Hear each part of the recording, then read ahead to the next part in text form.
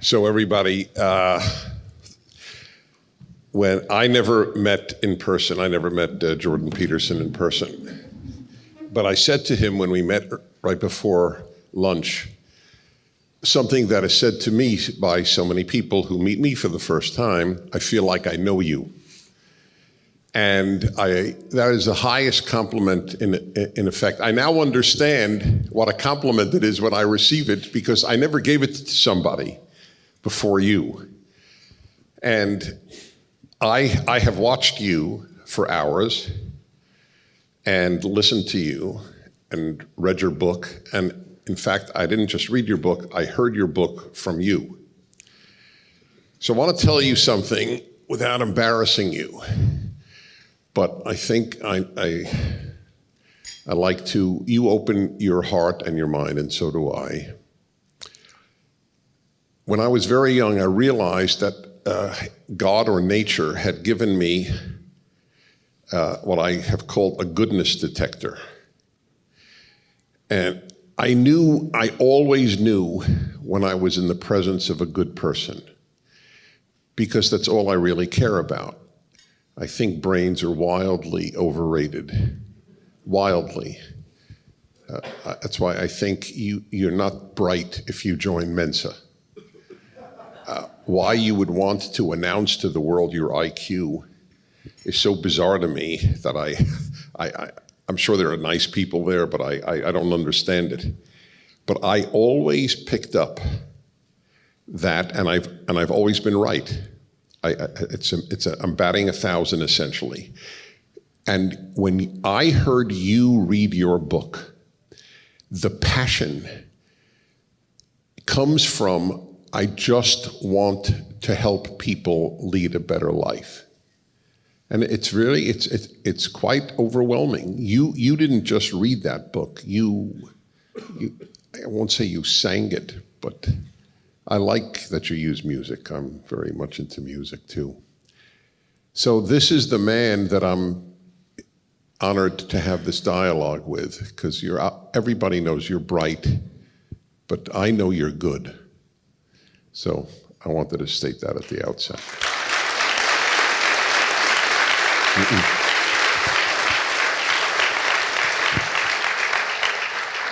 See, I have something to say about that. Good. That's good.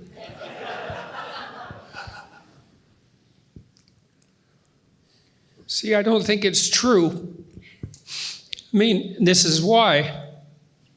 I got motivated to do what I've been doing, and I've been doing what I've been doing for, I would say, since about 1979, in one form or another, because things take a long time to generate. And one of the things I learned in the early 80s was that people have a great capacity for evil. And I didn't really understand that of myself until the early 80s, something like that, after meditating on it for a long time. And so I would say, it's not that I would never claim to be good. I think it's dangerous. But I did become terrified of how terrible I could be. And I mean, I became terrified about how terrible human beings could be, and that's one thing, but that's easy. It's easy to confuse that with other human beings. You know, it's a different thing to understand that it's true of yourself. I often recommend to my students that they read history as a perpetrator and not as a victim or a hero. And people very seldom do that, and it's no wonder. But I would say, perhaps, that I became terrified enough from learning what I learned that I tried to avoid the pathways that lead people to the dark places that they go. And there's something in that might approximate good. Yeah, it does approximate good. I would agree with that.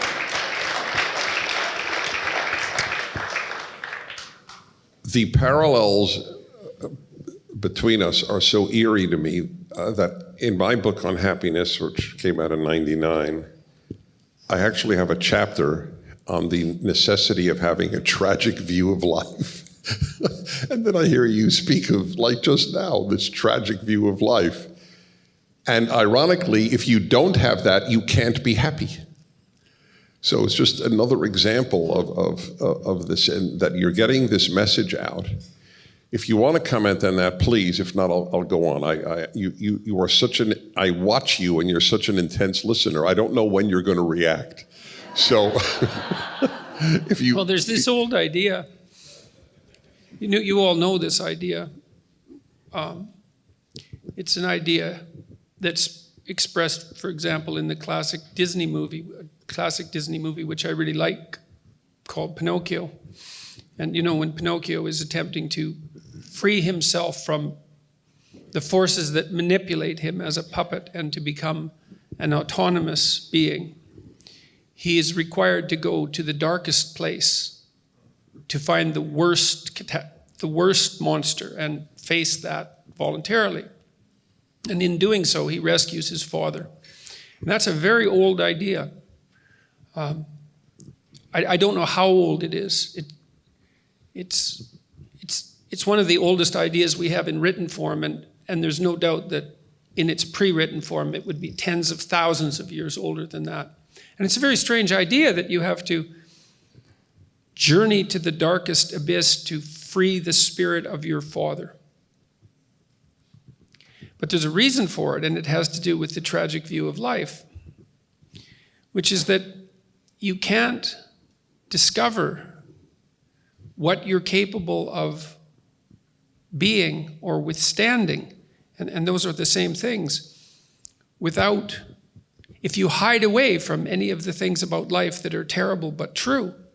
And the reason you can't discover who you are without doing that is that only necessity will force that out of you. I mean that from the perspective of learning. If you go work in a palliative care ward, you'll learn to deal with death. You'll learn the psychological strategies necessary, the steps. You'll become more informed. But it's deeper than that even.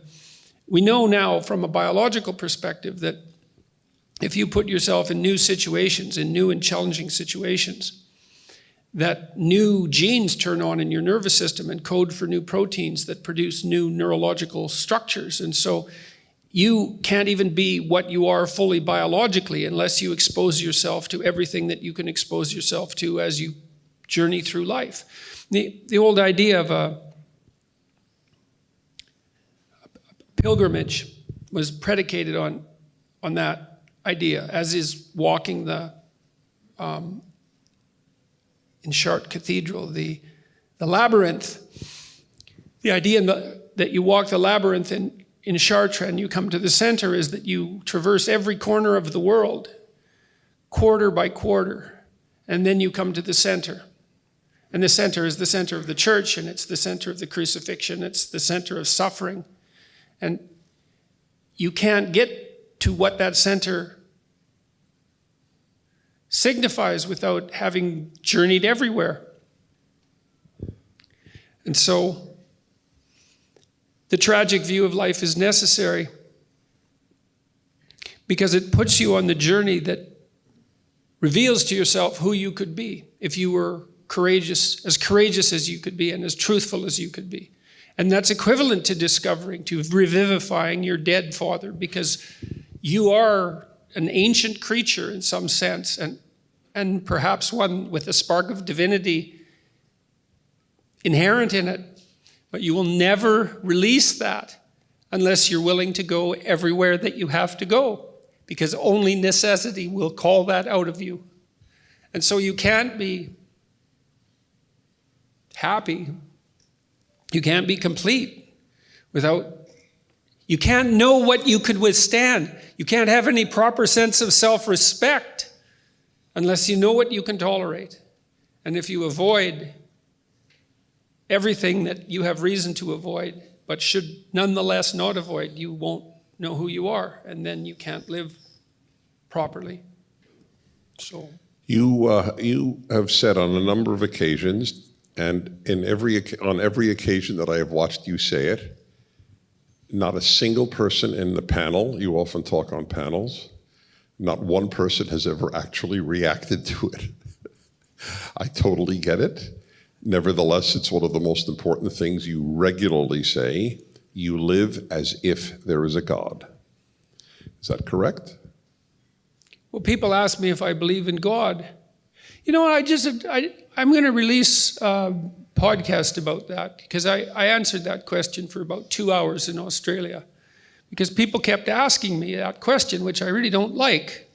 I don't like that question. And so I sat and thought about it for a good while, and I tried to figure out why. And then I thought, well, you believe. I thought, who would have the audacity to claim that they believed in God if they examined the way they lived? Who would dare say that? To believe, you think, to believe in a Christian sense, to actually, this is why Nietzsche said there was only ever one Christian, and that was Christ. To have the audacity to claim that means that you live it out fully. And that's an unbearable task in some sense. I just debated Slavoj Žižek about a week ago, although it wasn't really much of a debate.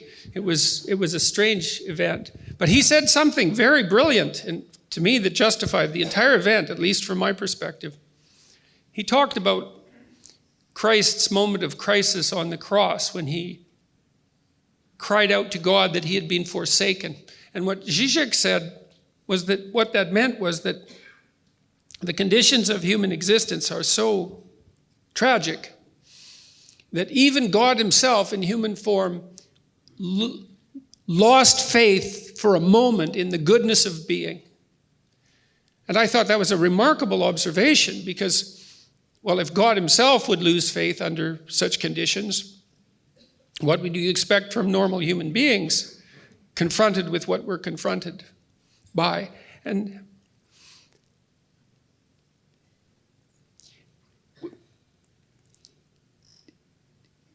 to be able to accept the structure of existence, the suffering that goes along with it, and the disappointment and the betrayal, and to nonetheless act properly, right? To aim at the good with all your heart, right?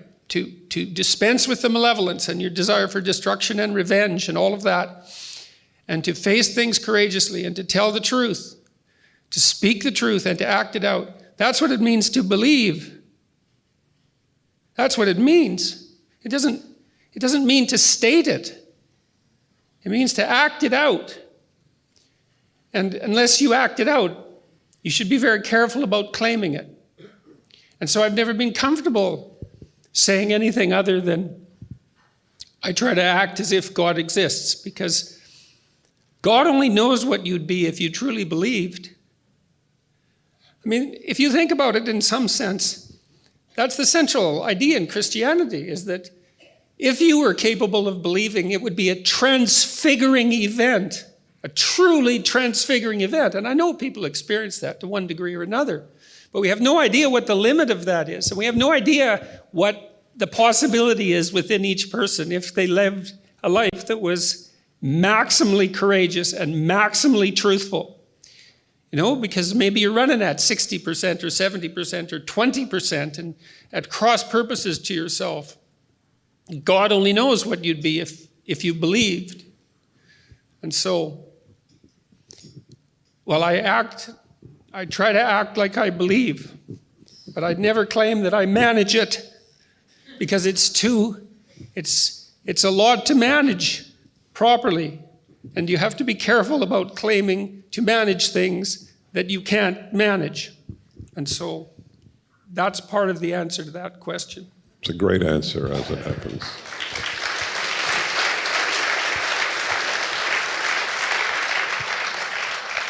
I'd like you to react to something that is very operative in my life. I always tell people on my radio show, and totally feel free to say, sorry, I really don't find that tenable, or however you want to react. My route as an adult to God has been completely circuitous. I have come through the back door. As I wrote 25 years ago, How I Found God at Columbia, I realized in the 70s at graduate school at Columbia that I was being taught nonsense, literally nonsense, things that made no sense. And it drove me crazy because they were all bright. Bright people taught me nonsense. One day, walking through Columbia, the only time I ever had, I wouldn't say I never had a theophany, but I did have an epiphany. All of a sudden, one of the verses from my yeshiva education in Brooklyn, New York, the cloistered Orthodox world of my childhood, and I don't use cloistered, and I don't like cloistered, but I'm not using it in a pejorative way. I'm just explaining what I had. And all of a sudden, one of the verses that we said every morning in kindergarten, first grade, and second grade, for the first time since second grade, came to my brain. Reshit Chachma Yirat Adonai. Wisdom begins with fear of the Lord. Changed my life.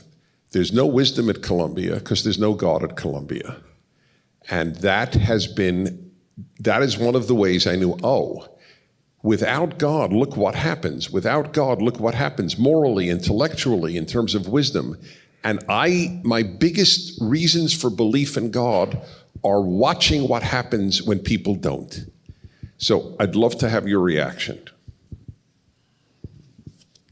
Is it C.S. Lewis? Was it C.S. Lewis who said that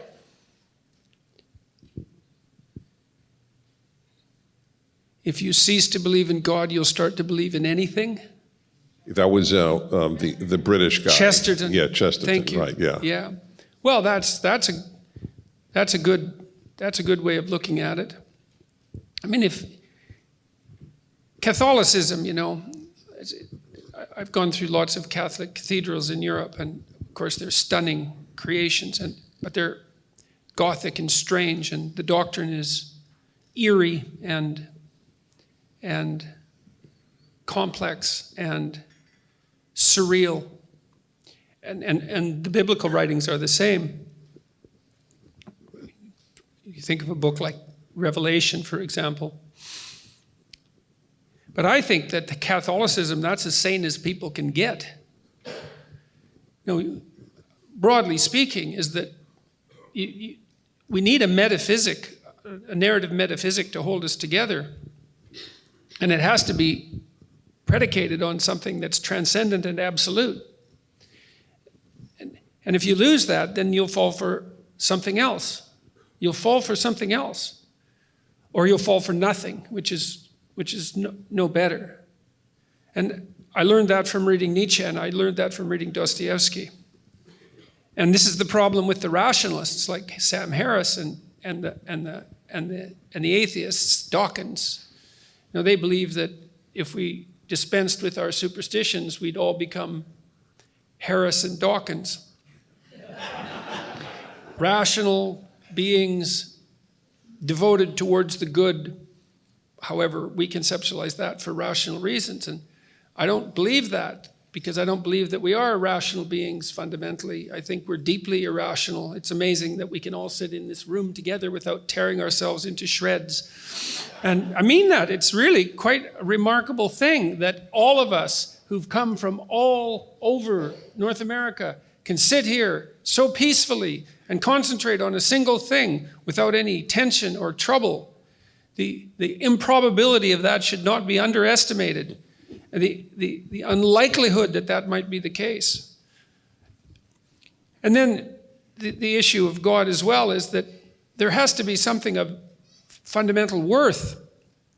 There is something that you consider of fundamental worth. I think that regard for other people, for the consciousness of other people, for the conscious being of other people, is in that realm. If you're going to have a relationship with yourself, if you're going to be able to love someone else, if you're going to be able to take care of your family and your community, you have to attribute to human beings a value that might as well be described as divine, given that it has to be the ultimate value that you hold. And I see it seems to me that it's not unreasonable to associate that value that is intrinsic in humanity with something that's metaphysically real, that's part of the structure of reality itself. And my sense has been that it makes, if you watch how people act when they're acting properly, the hypothesis that there is divinity within us that reflects divinity itself is the only conclusion that makes sense, that works. And so I think the evidence suggests that. You know, you said, you look what happens when societies lose their bearings. It's like, yeah, that's what convinced me. To the degree that I became a religious person, wasn't as if I discovered God. It was more like I discovered Satan, or discovered the devil, and certainly believed that very powerfully, metaphysically or not. You don't have to read that much about what happened in Nazi Germany, or what happened in the Soviet Union, or what happened in Maoist China, what continues to happen in many places around the world, to be convinced that there's a great darkness. And it seems to me that if there's a great darkness, then there has to be a great light. And the first part of that is true beyond any hope of refutation. And the second seems to be a logical necessity in the light of the first. It's a powerful line that you did. I feel so obviously the same. I want to talk to you about the darkness. So I've often said, all of my life really, that we have a wrong metaphor in calling evil dark, because it's actually so bright that people can't stare it in the face. The number of Canadian or American students at the most prestigious universities who could identify Pol Pot or even the Gulag Archipelago, let alone the Great Leap Forward in China, is so small. The knowledge of evil, it is now up to over a quarter of kids never heard of Auschwitz. It'll be a half very soon. It will be 3/4 in a generation. They don't know evil. At Berkeley, I had a dialogue with 2 leftist students. My last question to them was, do you believe people are basically good? And they said yes. And I said, it's so demonstrably wrong, that belief, that there's only one possible explanation for why you hold it, because you live in such a good country. Yeah, well, that's the goodness of naivety, right? And it's something that's encouraged. You know, you encourage that by producing safe spaces around people. You produce that by sheltering them. You want to preserve that childlike innocence, but once you're no longer a child, it's not childlike, it's just childish. And that's not good, to be a 40-year-old child and to think that people are fundamentally good. It's not that good is very difficult. It's by no means the default position. What's the default position? Entropy, catastrophe, tragedy, malevolence, and death. That's the default position. The good struggles up against that. That's no easy thing to manage. To think of that as intrinsic. It's an intrinsic possibility, but it's not something that you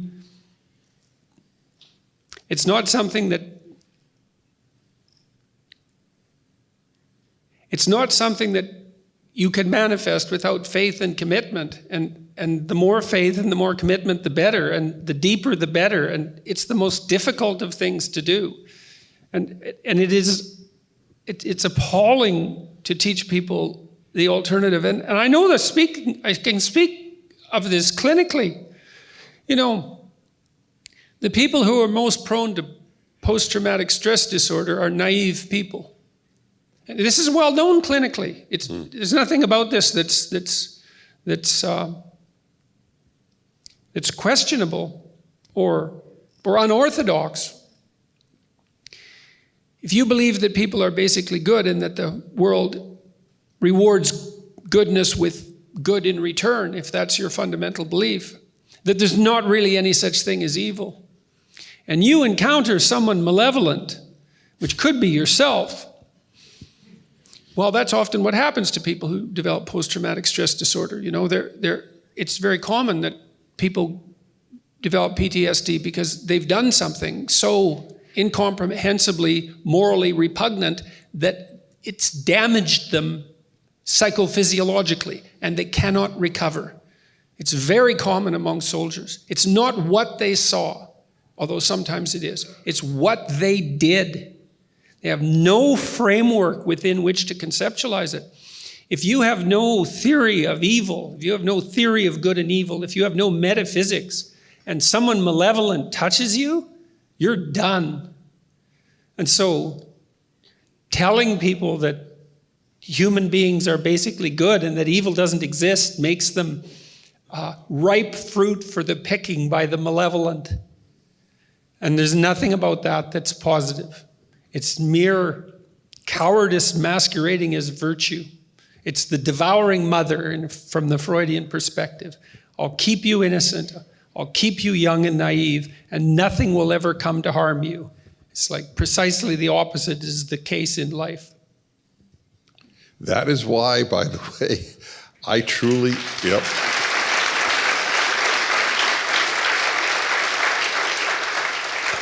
That is why I truly believe that a 12-year-old at a traditional Christian or Jewish school is wiser and more likely to be happy than a secular professor of philosophy who is 50 years old. Just because I knew, I went again to yeshiva, so half the day in Hebrew Jewish studies, half the day in English secular studies. I knew at 6 people were not basically good because God said so in Genesis when he decided to destroy the world because it turned out rotten. So I knew at the earliest possible age people were not basically good. And it not only affected my Weltanschauung, my worldview, it made me happy because then I realized, wow, I'm meeting good people. Despite the fact that people are not basically good, I really do have good people in my life. Am I lucky or what? Yeah. Well, that's a really good point because, you see, when I said that it was a miracle that we can all sit here peacefully, right. Like that is how I look at it. Right. I think every day when I walk out into the world and it's not rack and ruins and flames and floods, that it's a bloody miracle. Right. Exactly. I mean it, that we hold this together. Yes. It's not an easy thing to do. Right. And right. Peace, to think of peace as the default position is a form of deep insanity. Like it requires work to maintain peace. And you can't be properly grateful unless you understand how unlikely it is that, well, we're not in the throes of World War III. We're not still in the depths of World War II. That the Cold War is mostly over. That the economic conditions of people everywhere on the planet are improving at a rate that's could only be described as miraculous, and that most things are going in a positive direction. If you assume that that's normative, then you think, well, that's life, and you have no reason to be wide-eyed, to have your eyes wide open in admiration and gratitude at the fact that the worst, which has frequently manifested itself, is not knocking at your door at this moment. Because that's the story of humanity, and not peace and prosperity. So here we have it, and here we should preserve it, and here we should spread it. We should do everything we can to live in a manner that makes that most likely, and we should do that because, well, you said, what did you say? Fear of God. It's like, throughout the Old Testament, it's one story after another, is that people develop societies and they become arrogant and they wander off the path. And as soon as they wander off the path, all hell breaks loose. And if you're fortunate enough to be where all hell isn't breaking loose, you should do everything you can to help ensure that we stay the course and walk the straight and narrow path. So I have a...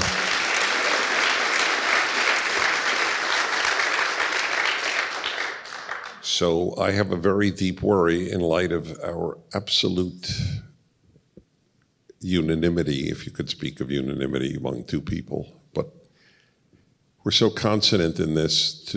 This is shocking how good things are.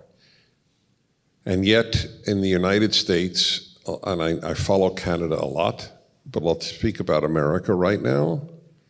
In the United States, at least half of young people think they are living in a rotten society. Sexist, intolerant, xenophobic, homophobic, Islamophobic, racist, bigoted. That's a 6HERB, that's my acronym for what I just said. This is frightening to me. And I want to know, is it frightening to you? Well, you know, I always try to give the devil his due. And the idea that the West is a oppressive patriarchy characterized by the sins that you just described is true. You know, if we look through our history, personal or political, there's no shortage of things to be appalled by.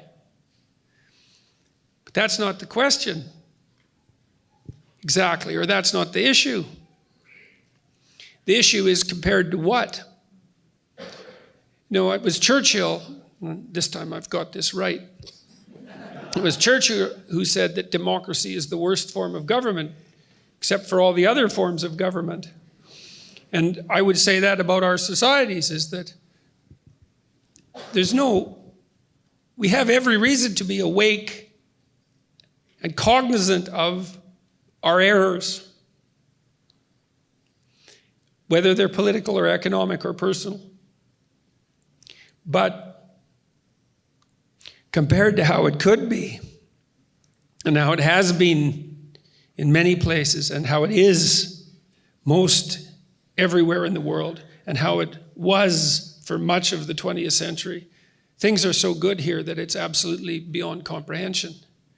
And so along with that, careful awareness of the flaws of the patriarchy, let's say, should be an unbelievable gratitude that we could wake up in the morning and the lights are on and the freeways are running and there's no starvation directly facing us, and that our children will live, and that the probability that any one of us will die a violent death is negligible.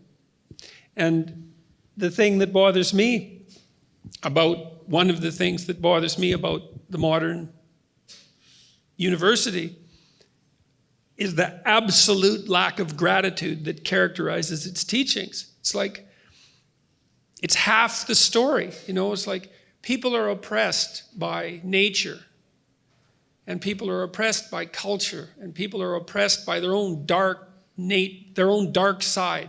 It's an existential reality.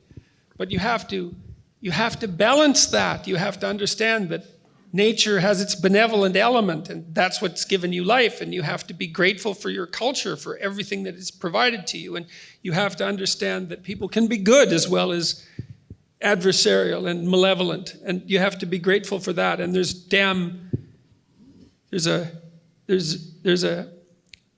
a damnable shortage of gratitude in the modern academy, and that's based on a naivety or a resentment that's so deep that it's almost incomprehensible. A naivety and a resentment and a willful blindness to the reality of history that's so deep that it's almost incomprehensible. So, I'm going to ask you, it may strike you as absurd, but I'm going to ask it anyway. Except for technical knowledge like medicine or engineering, mathematics, obviously any of the natural sciences, law, if all North Americans graduating high school decided, I'm not going to college, would North America be a better or a worse place?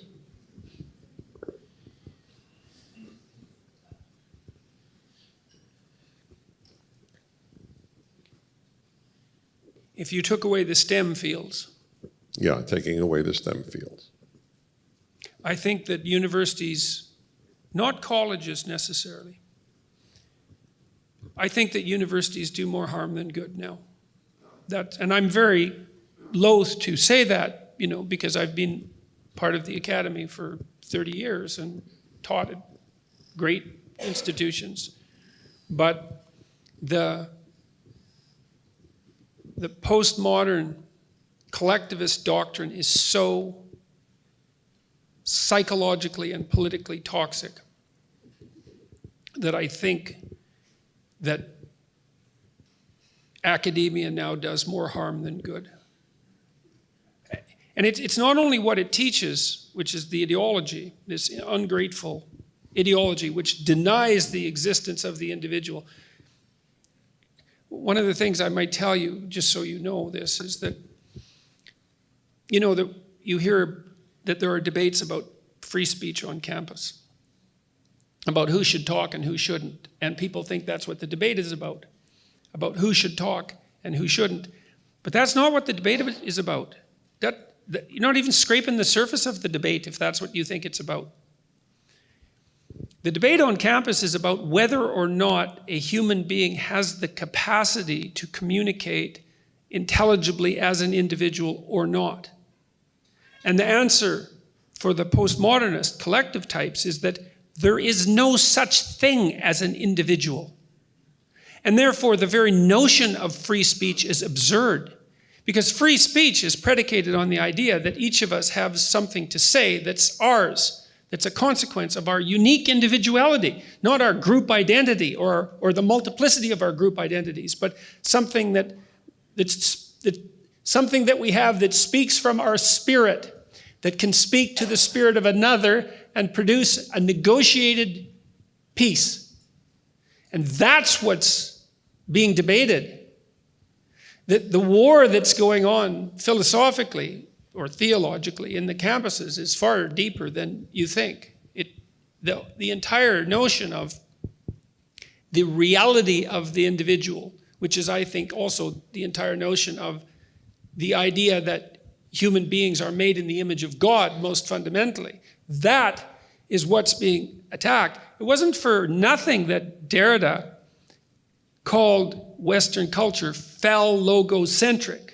Phallus for masculine, logos, for truth and courage, and centric for centric. That was a criticism from his perspective. The idea of the sovereignty of the individual. If you don't have the idea of the sovereignty of the individual, because there's no individual, there's no free speech. All you are is an avatar of your group interests. And if I'm not in your group, it's not in my interest to let you speak. There's nothing that we have to say to one another. There's nothing but power. It's a Hobbesian nightmare of group against group. And that's the postmodern doctrine. And so to call it appalling is to barely scrape the surface. It's an assault. It is truly an assault on the most fundamental principles by which the West is governed. It's not surface level philosophy. It goes all the way to the bottom. I mean, this is partly why I've been concentrating on religious themes in my lectures, let's say, because the argument goes all the way down to first principles. Is the idea of the sovereignty of the individual correct? The Western answer is, it's the great discovery of the West. The Western answer is, that's the most fundamental truth. That is exactly what's under assault at the universities. The reason that the collectivist types hate me is because I've got their number. I know what they're up to.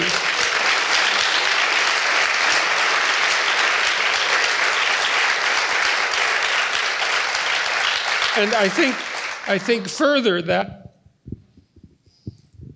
they do not wish to shoulder the unbearable responsibility of being a sovereign individual. So not only is it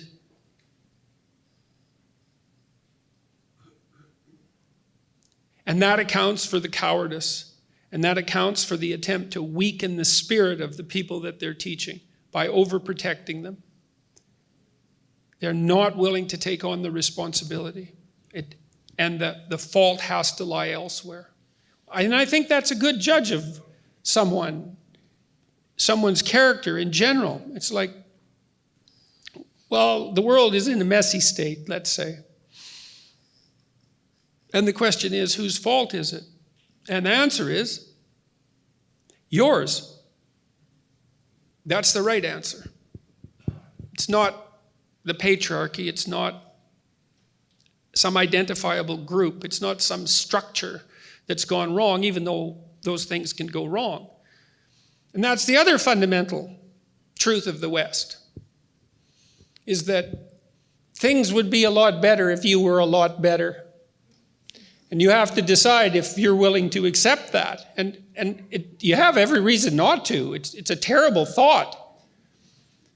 You know, it was Solzhenitsyn, I think, and this is a paraphrase, but it's close enough. He said that one person who stopped lying could bring down a tyranny. And that when I first read that, I thought that can't possibly be true. And as I understood it, I thought that can't possibly not be true, because the only thing that can break the spine of a tyranny is the truth. And the only way that the truth can be told is that some individual tells it.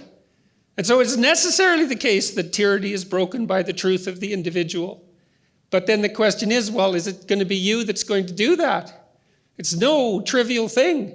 You know, people come and tell me very frequently, and they write me and they say, well, you know, I agree with what you say, and this terrible thing is happening in my workplace, and, you know, I don't know what to do about it, and I don't want you to make my story public, and because of the potential for repercussions. And I think, yeah, well, I mean, I understand your position. It's no joke to stand up when the amateur totalitarians are knocking on your office door. But if you don't, then sooner than you think, it'll be the professional totalitarians, and then you'll be in the sort of trouble that unless you've tried to imagine it, you can't possibly imagine.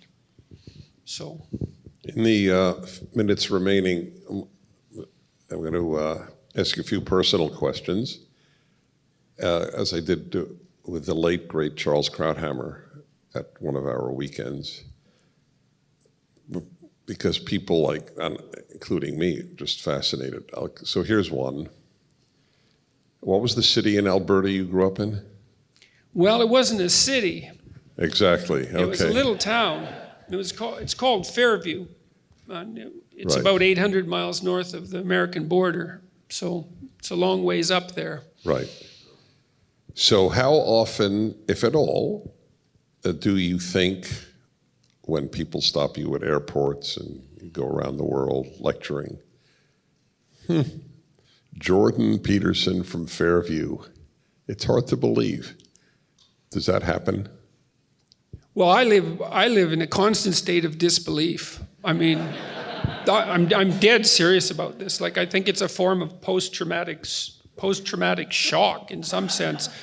I mean, my life in the last 3 years has been just a continual series of surreal impossibilities. I mean, on the one hand, I've been involved in a political scandal of some sort for a good year and a half. It was at least twice a week. And then for the entire 3-year period, it's been at least once a week. It's nonstop. And sometimes it's national, and sometimes it's international, but it's continual. And so I'll give you an example. This is a funny little story. My son came over one day about a year and a half ago, and I was having a kind of a rough day because 200 of my colleagues at the university had signed a document trying to get me fired, and then they gave it to the union, and the union presented it to the administration without even informing me, even though I'm part of the faculty union. And so I said to my son, Julian, 200 of my colleagues today just signed a letter saying that I should be fired. And he said, oh, Dad, don't worry about that. It was only 200. And I thought, well, that's where we were at. It was like, oh, that's nothing. That was a light day. That was okay. And then so there's that, and the fact that it doesn't quit. That's another thing I can't understand. It's like, all this blew up around me around Bill C-16, and I thought, well, I've had my 15 minutes, and then it was like, well, I've had my week, and then it was like, oh, I must have had my month, and then, but none of that happened. It just kept expanding and expanding and expanding and expanding and expanding, and every day I wake up and I think, well, this is going to come to an end, but it doesn't. It just expands, and that just doesn't seem credible in the least. Every time I come to an event like this, when I was in Australia, I was speaking to audiences of 5,500 people, and it's like, how in the world can you believe that? It's like, you heard what I just said. Who in their right mind would come and listen to someone who just told you what I told you? It's so dark, and it's so demanding. You wouldn't think that people would line up for blocks and spend their hard-earned money and come because it's like a marital anniversary. That's what they say. Well, this was our anniversary present to each other. I think you people, you're completely out of your mind.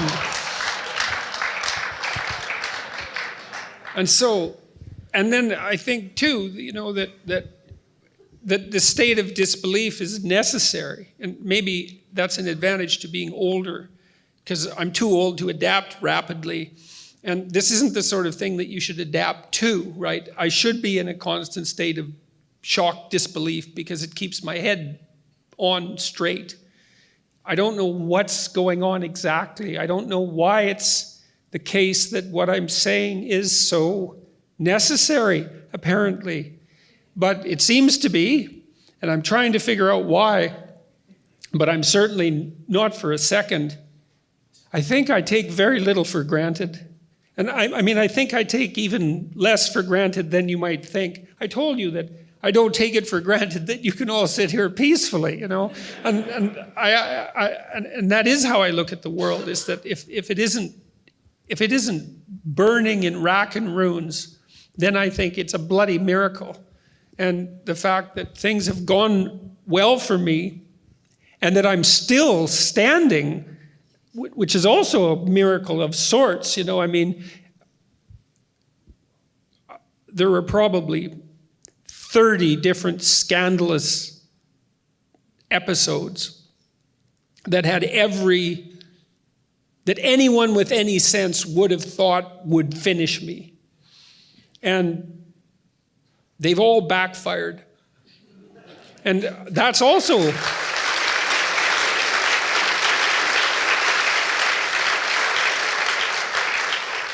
I also don't understand that. It's like, I don't understand that. I get attacked in the New York Times, and my friends call me who are New York Times readers, and they say, you've had it this time, because that was the New York Times, You're not going to recover from that. And I think, well, that's probably true. I was expecting it to happen all along, and then I wait, and then, everybody clamors at me, and then I don't respond too much to that, and it starts to die away, and then all the supporters come out. And then there's 100 people who clamor and 10,000 supporters. And, here's something I can tell you about my life that's really remarkable. So, if you just read the press, well, you'd have all sorts of ideas about me. That I'm a bigot in the broadest possible sense. And so that's, racist, sexist, homophobic, ethnocentric, white nationalist, alt-right, Islamophobic, Nazi, Hitler, homophobic. All of those things. And you'd think that there was just nothing but hatred, although I have been treated well by many journalists. But you could easily get that sense that, like, I live in a world where I'm surrounded by hatred. And that is absolutely not true. It's so not true that it's, there are lies, and then there are anti-truths. And an anti-truth is even worse than a lie. It's like the ultimate form of lie. And that isn't what my life is like at all. What my life is like is that I travel with my wife, and wherever we go, and I mean that literally, wherever we go, and we've been to I don't know how many countries in the last year. It's like, I don't know how many. 30, 40, many countries. If I go down the street, or if I'm in an airport, or if I'm in a cafe, or if I'm in a movie theater, or if I'm in a mechanic's shop, some person comes up to me every 10 minutes and says, I hope I'm not disturbing you. And they're very, very polite. And they say, I've been listening to your lectures, or I've been watching your YouTube videos, or I read your book, and I was in this dreadful place 6 months ago, and then they tell me a little bit about the particulars of that little corner of hell they were ensconced in.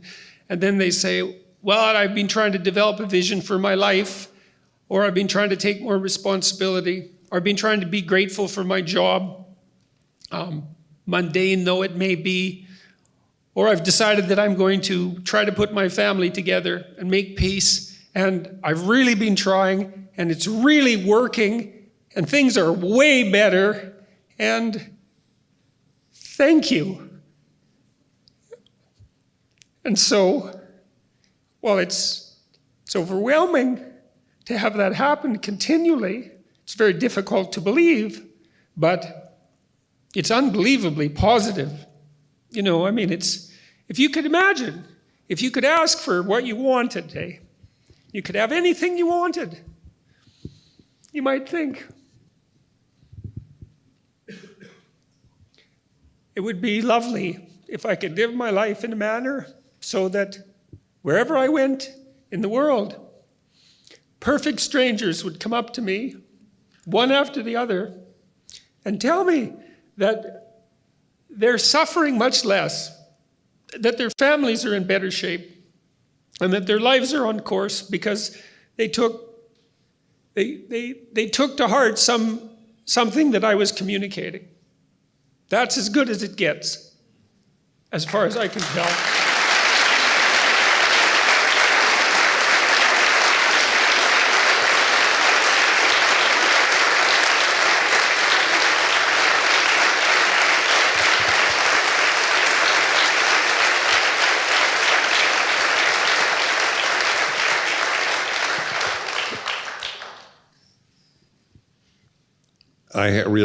I don't want to ask anything else.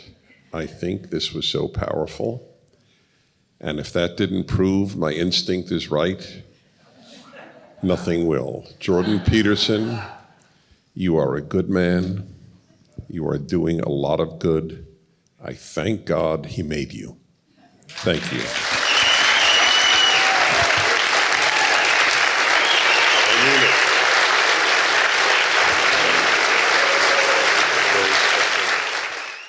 Thank you for watching this video. To help keep PragerU videos free, please consider making a tax-deductible donation.